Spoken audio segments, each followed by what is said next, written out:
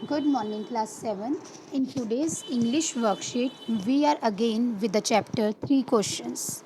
बेटा, इस चैप्टर में आज इन्होंने स्टोरी अनफोल्ड्स यानी कि स्टोरी का एक तरीके से आपको जिस्ट देने की कोशिश की है कि आखिर ये स्टोरी है किस बारे में, इसे किसने लिखा है, इसके मेन कैरेक्टर्स कौन से हैं। और जैसे कि मैं आप लोगों को पहले ये लिंक में दे चुकी हूँ चैप्टर, तो आप लोगों ने सब बहुत ध्यान से स्टडी की है। तो बस अभी हमें क्या करना है, इसको एक्सप्लेन करना है और इसको समझना है। वो देखना चाहते हैं कि हमें कितना आता है। तो देखिए बेटा, फर्स्ट इन्होंने सबसे पहले लिखा है चैप्टर्स नेम। ये देखिए, ये लिखा है चैप्टर्स नेम। तो जैसा कि आप चैप्टर नेम पढ़ रहे हैं, what is the name of the chapter? 3 questions. तो आप इस पे लिखेंगे 3 question. It is written by Leo Tolstoy. किसने लिखा है? लियो टोल्स्टॉय ने। Okay, now they are asking for the characters. मैं आपको चाहूँगी कि आप कैरेक्टर्स 5 मिनट के लिए क्वेश्चन छोड़ दें और आगे बढ़ें, क्योंकि अगर आप इसको छोड़ देंगे तो फिर हमें स्टोरी के बीच में बहुत सारे कैरेक्टर्स मिल जाएंगे और हमें कहीं ढूंढने की जरूरत नहीं पड़ेगी। So story unfolds, complete the summary of the story using the hints given in the clouds. कहते हैं क्लाउड्स में जो हिंट दिए गए ना, उसके बेसिस पे आपको स्टोरी के क्या करने हैं, स्टोरी को डेवलप करना है, समरी को डेवलप करना है। और अगर एक बार समरी आ गई तो मतलब आपको स्टोरी समझ आ गई है। So once there was a king who believe that he would not fail if he knew what was a dash. एक बार की बात है, एक राजा था और उसको वो मानता था कि वो कभी भी असफल नहीं होगा अगर उसे पता होगा कि what was a dash means what was the right time for every action. Second वाला जो आपका ऑप्शन है वो है यहाँ पर कि हर चीज़ को करने का सही समय क्या है। हु वर द, कौन से जरूरी लोग हैं? Right people. नीचे से second, who were the right people to be with, किन लोगों के हमें साथ रहना चाहिए। And what was the dash time to do, and what was the most important thing to do, और कौन सा काम है जो सबसे ज़्यादा ज़रूरी है। तो he proclaimed that he would give a dash to the person who can answer his 3 questions. उसने घोषणा की, प्रोक्लेम्ड होता है घोषणा करना। उसने घोषणा की कि he would give a great reward, बड़ा बड़ा अच्छा इनाम देगा to the person who can give the answer to his 3 question, जो उसके 3 क्वेश्चंस का आंसर देगा। Now in the cloud second, many people came and answer given of them were dash.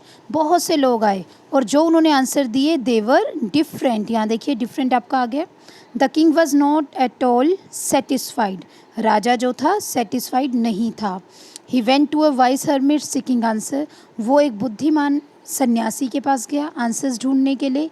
The hermit was dash digging.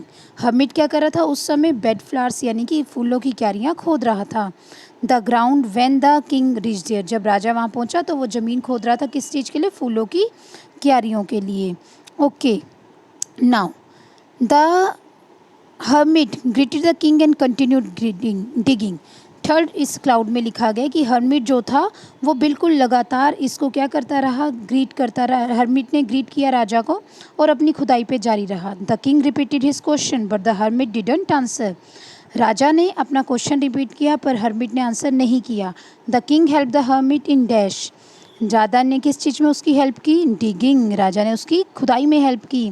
Then they saw stranger. फिर उन्हें एक अजनबी नजर आया। हु वॉज बैडली वोंडेड, जो बहुत बुरी तरह वोंडेड होता है, घायल होना, घायल था। रनिंग टूवर्ड्स देम, उनकी तरफ भागते हुए। The king nursed him but and dash his wounds. जो राजा था उसने उसकी नर्स होता है देखभाल करना, देखभाल की और उसके जख्मों पर क्या लगाई? बैंडेज, पट्टियाँ लगाई। Later the man told that he was a king's enemy. बाद में उस आदमी ने बताया कि वो राजा का दुश्मन था and wanted to kill him, और उसे मारना चाहता है। As the king saved his life he wanted to become his servant. अब क्योंकि राजा ने उसकी जान बचाई थी तो वो जो इंसान था वो क्या बनना चाहता था? उसका सर्वेंट यानी दास यानी नौकर बनना चाहता था।